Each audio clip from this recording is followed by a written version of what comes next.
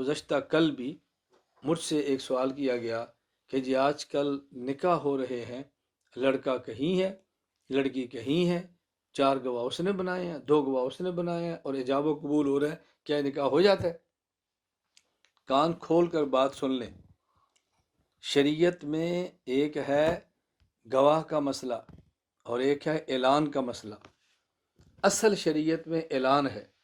اللہ کے نبی صلی اللہ علیہ وسلم فرمائے اعلن النکاح ولو کان بالدف، تم اعلان کرو نکاح کا اگرچہ تمہیں دف کیوں نہ بجانی پڑے۔ اس کا معنی کہ دف بجاؤ، اس کا معنی اگرچہ تمہیں کیوں نہ بجانی پڑے، یعنی اہمیت بتائی جا رہی ہے۔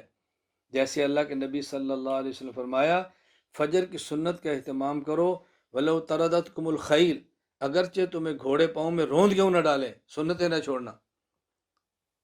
یہ سمجھایا جا رہا ہے کہ اتنا اہم ہے، اس کا اعلان کرو۔ اس سے کوئی دف کا جواز اور کوئی ڈھول کا جواز ثابت نہیں ہو رہا۔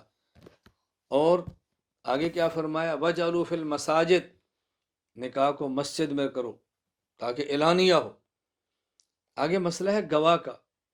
گواہ بوقت مطالبہ اور بوقت ضرورت کے لیے رکھے جاتے ہیں۔ میں اس کی آسان مثال دیتا ہوں۔ کسی ہوٹل میں خاوند اور بیوی دونوں رہ رہے ہیں، اسلامی ملک ہے، کوئی شکایت کر دیتا ہے کہ جی یہ ان کی بیوی نہیں ہے، ناجائز تعلق ہے، پولیس پکڑ لیتی ہے، یہ کون ہے؟ کہا جی میری بیوی۔ یہ کون ہے؟ میرا شوہر۔ ثبوت؟ اب آپ ثبوت پوری مصر کا مجمع تو نہیں لاؤ گے نا، ثبوت میں نکاح نامہ پیش کرو گے، اور نکاح نامہ پہ دستخط 2 گواہوں کے ہوں گے۔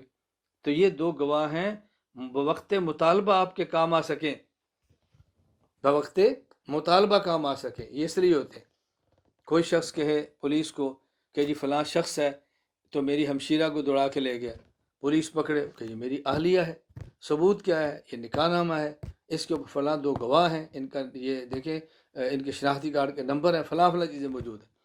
تو شریعت میں اصل ہے نکاح میں اعلان، اور 2 گواہ وقت مطالبہ ہیں۔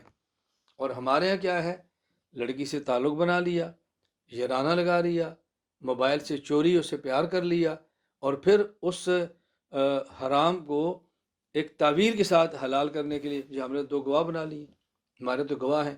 یہ کیسے گواہ ہے جس کا ماں کو بھی نہیں پتا، جس کا باپ کو بھی نہیں پتا، خاندان کو بھی نہیں پتا، اور چوری آپ لے کر پھر رہے ہیں؟ یہ کون سا نکاح ہے؟ یہ مزاج شریعت کے خلاف ہے، اچھی طرح ذہن نشین فرما لے۔ اور وہ لڑکیاں جو آج اپنے والدین سے چھپ چھپ کے موبائل پہ 2 گواہوں کی وجہ سے یہ چھپ چھپ کے شادیاں کر رہی ہیں، ان کو اس وقت سمجھ آئے گی جب یہ حرکتیں ان کی اپنی بیٹیاں کریں گی۔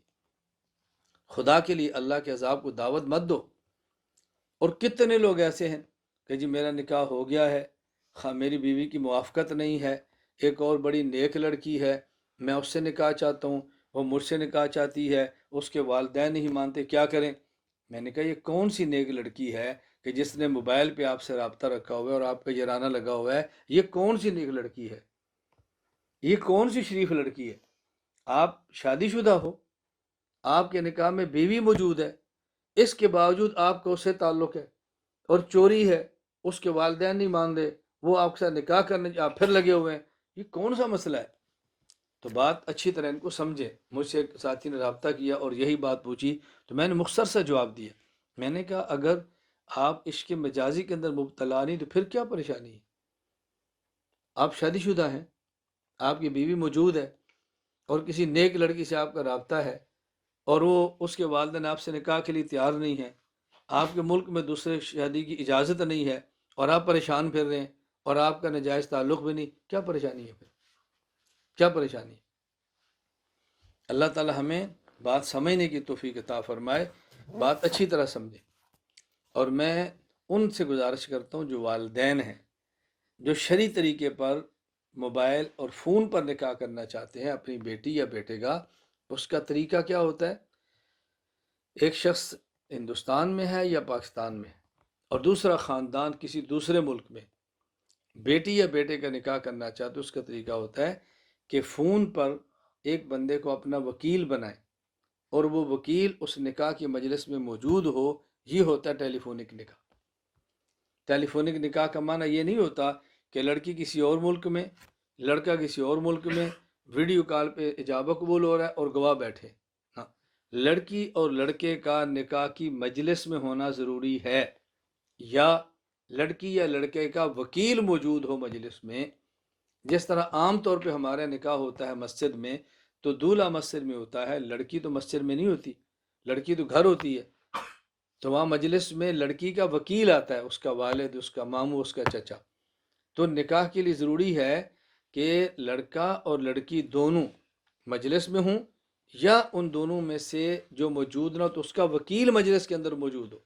یہ ہوتا ہے نکاح کا طریقہ جو شرعی ہے. باقی یہ جو ہم نے سلسلہ شروع کیا ہوا ہے چوری والا، آپ یقین فرمائیں میں کس طرح درد اور رو کر یہ بات سمجھاؤں. میں خدا کی قسم اٹھا کر کہہ رہا ہوں، میرے علم میں ایسے رشتے بھی ہیں کہ جو بچیاں خود کہتی ہیں کہ میں نے ایک شخص تھا، اس کو اپنے نکاح کی اجازت دے دی کہ آپ میرے وکیل ہیں، آپ میری طرف سے نکاح کر سکتے ہیں. تو اب تو ہو گیا، اب ہمارا تعلق خراب ہو گیا، صرف فون پہ رابطہ تھا، اب فون پہ بھی رابطہ نہیں، 2 سال ہو گئے ہیں، میرے اب نکاح کا کیا بنے گا. لڑکی اور ملک میں ہے، لڑکا اور ملک میں ہے، دونوں اکٹھے نہیں ہو سکتے، ٹیلی فون کے یرانے پر نکاح کر لیے ہیں، اب رابطہ ختم ہو گیا ہے، اب پریشان ہے کہ میرے نکاح کا کیا بنے گا. والدین کو بھی نہیں بتا سکتی کہ میں پہلے سے شادی شدہ ہوں، میرا نکاح نہ کرو، نکاح پر نکاح نہ ہو، اور خود وہاں جا نہیں سکتی، وہاں نہیں سکتا. یہ ظلم کس وجہ سے ہو رہا ہے؟ اس موبائل کی ناجائز لعنت اور غلط استعمال کی وجہ سے ہو رہا ہے.